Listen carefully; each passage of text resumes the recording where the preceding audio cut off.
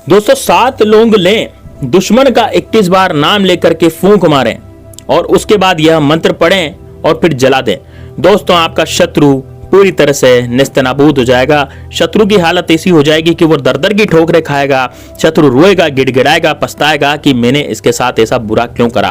क्योंकि दोस्तों शत्रु अपनी परेशानियों में इतना घिर जाएगा कि परिवार के लोग भी उसे दुत्कारे मारेंगे, परिवार के लोग भी उसे भगा देंगे और साथ ही में बाहर के जो लोग हैं, जो सामाजिक लोग हैं, वो भी उससे अच्छा व्यवहार नहीं रखेंगे, वो भी उसको भगा देंगे, दुत्कारे मार देंगे।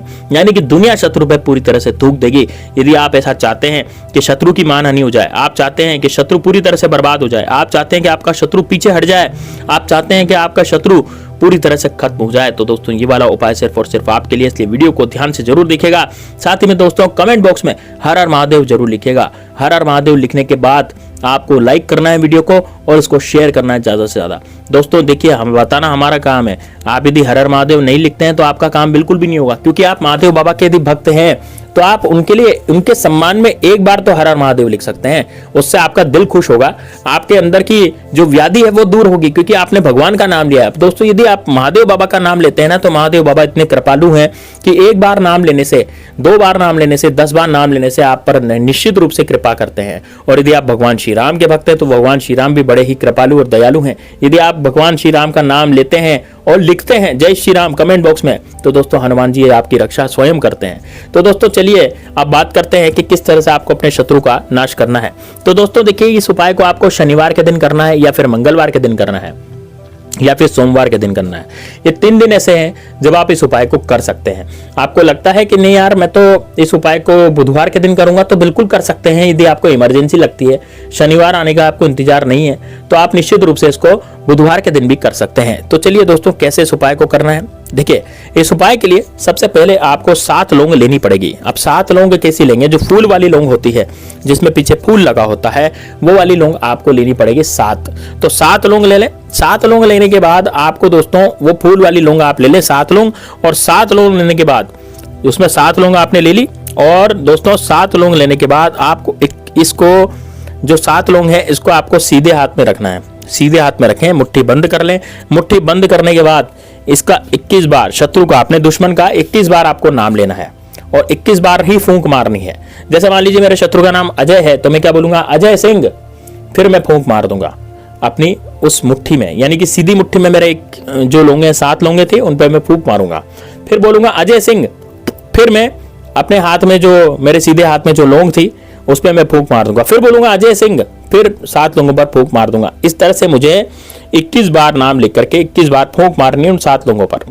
ठीक है, कितनी बार मारनी है? 21 बार फूंक मारनी है।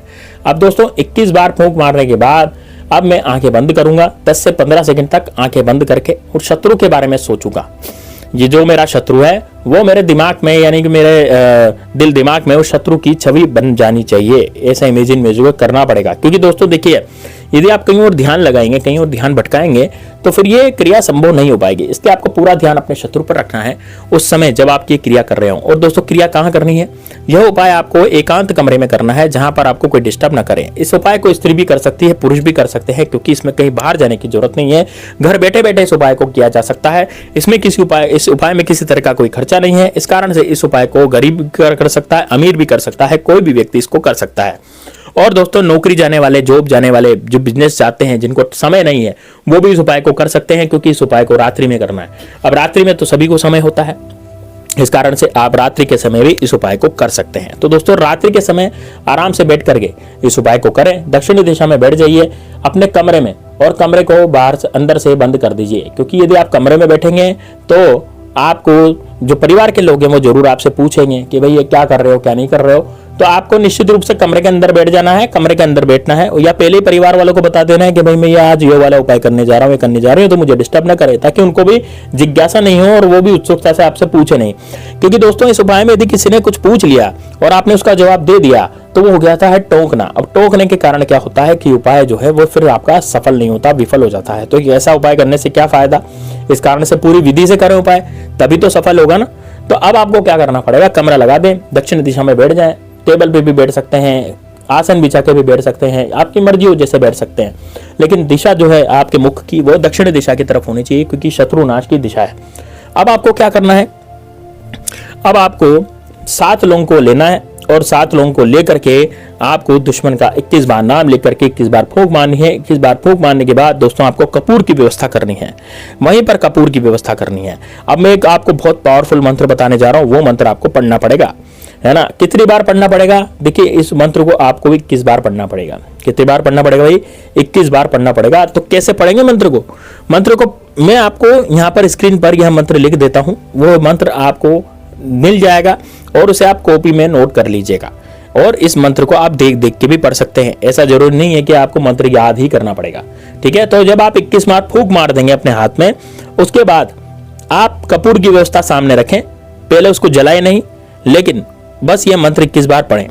मंत्र है दोस्तों, क्रीम क्रीम शत्रुनाशनी क्रीम क्रीम फट स्वाहा, क्रीम क्रीम शत्रुनाशनी क्रीम क्रीम फट स्वाहा, क्रीम क्रीम शत्रुनाशनी क्रीम क्रीम फट स्वाहा, क्रीम क्रीम शत्रुनाशनी क्रीम क्रीम फट स्वाहा, क्रीम क्रीम शत्रुनाशनी क्रीम क्रीम फट स्वाहा, क्रीम क्रीम शत्रुनाशनी क्रीम क्रीम फट स्वाहा, क्रीम क्रीम शत्रुनाशनी क्रीम क्रीम फट स्वाहा, क्रीम क्रीम शत्रुनाशनी क्रीम क्रीम फट स्वाहा। यह आपको 21 बार यह मंत्र पढ़ना है। और 21 बार मंत्र पढ़ने के बाद कपूर में आपको आग जला देनी है। कपूर में आग जला देने के बाद जैसे कपूर जलने लगेगा, वैसे ही दोस्तों इन 7 लोगों को आपको उसमें भस्म कर देना है, 7 लोगों को जला देना है। जब ये लोग पूरी तरह से जल जाए तो उसके बाद इसकी राख बचेगी और इस राख को लेकर के आपको ऊपर अपने गमले में किसी पौधे में डाल सकते हैं, लेकिन ध्यान रहे तुलसी का पौधा वो नहीं होना चाहिए। तुलसी के पौधे में नहीं डाली जाती है राख, है ना। तो कोई दूसरा पौधा हो, कोई सा भी पौधा हो, उसके अंदर डाल दें। और यदि आप अपने घर में नहीं करना चाहते, आपको लगता है कि यार मैं तो बाहर जाकर के इस राख को डालूंगा, तो यदि आप बाहर जाते हैं तो बाहर कहीं पीपल के वृक्ष के नीचे आप इस राख को डाल सकते हैं। लेकिन ध्यान रहे दोस्तों, रात्रि में पीपल के पेड़ के नीचे नहीं जाया जाता। इस कारण से आप अपने घर पर जो पौधे उग रहे हैं, आपने घर पर जो भी किसी भी तरह का कोई पौधा उग रहा है तुलसी को छोड़ करके, तो वहां इस राख को डाल सकते हैं।